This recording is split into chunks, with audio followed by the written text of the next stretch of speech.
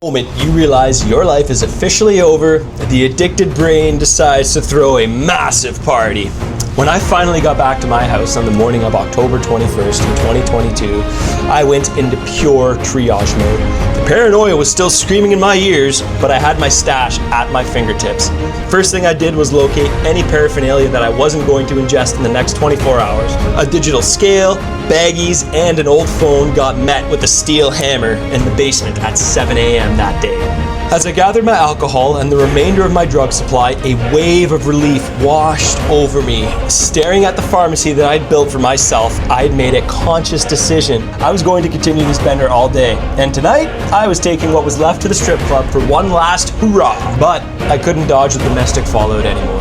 My mother arrived to help me pack up my room so that I could move back in with her. Because I was heavily under the influence, my internal operating system finally collapsed.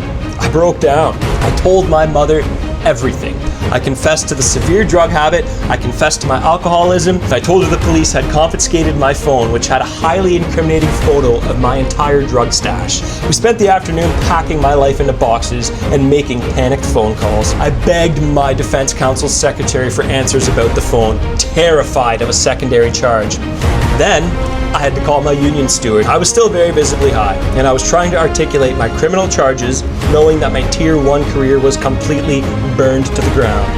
Needless to say, I wasn't able to choke much out. While my mother packed, I was sneaking off to the bathroom to do more drugs, but subconsciously, I was finally admitting defeat. I couldn't bring this massive supply into her house. With the false confidence of the drugs already coursing through my veins, I began to dump down the rest of my stash into the toilet. I opened the bag slowly. I watched the substance that I valued more than anything else in the world hit the water and vanish. And when I disposed of the largest piece, I actually had a knee-jerk physical reaction to reach into the toilet water and grab it before it completely dissolved. But then came the ultimate collision. My mother dropped a massive bomb on me. The partner that I had just broken up with over the phone yesterday was on her way to Sudbury and arriving in the next hour. This is a massive tactical error that families make. They try to fix the emotional damage immediately after bail.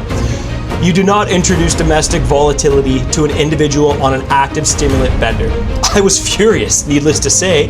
I wanted to evade all responsibility, all accountability, and I wanted to go to the strip club. To survive my partner's arrival, I went to my barber to get a haircut and clean up, specifically because he served beer and I knew that I could do a couple of bumps in the bathroom before I had to face her. When I walked back to the hotel room, my mother and my partner were sitting and talking. I saw them as enemies trying to ruin my trip to oblivion. I was completely and utterly high as a kite as we walked to dinner, oblivious to the fact that my grand plans for a final party were about to collapse into complete surrender. When a justice-impacted individual comes home on bail, they are a walking contradiction. They will destroy evidence out of fear, flush their stash out of remorse, and simultaneously plan a massive bender to avoid reality. Your defense attorney is hired to block secondary charges and litigate the criminal code. They cannot sit in your living room and manage the domestic fallout between a mother, an ex-partner, and an active addict. However, this is explicitly where we step in. At the Unpolished path, we bridge the massive gap between the courthouse and your living room. We provide your family with the objective, peer-led accountability frameworks and daily operational checklists that are required to stabilize your household when the system hits. Head to the unpolishedpath.ca to secure your triage call and download the blueprints to help you survive the night today.